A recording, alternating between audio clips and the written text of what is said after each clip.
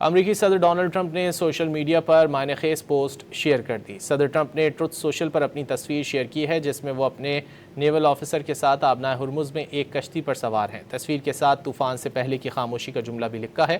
امریکی صدر کی اس پوسٹ کو ان کے اگلے اقدام کے طور پر دیکھا جا رہا ہے۔ امریکی صدر ڈونلڈ ٹرمپ نے سوشل میڈیا پر معنی خیز پوسٹ شیئر کر دی۔ صدر ٹرمپ نے ٹروتھ سوشل پر اپنی تصویر شیئر کی ہے جس میں وہ اپنے نیول آفیسر کے ساتھ آبنائے ہرمز میں ایک کشتی پر سوار ہیں۔ تصویر کے ساتھ طوفان سے پہلے کی خاموشی کا جملہ بھی لکھا ہے۔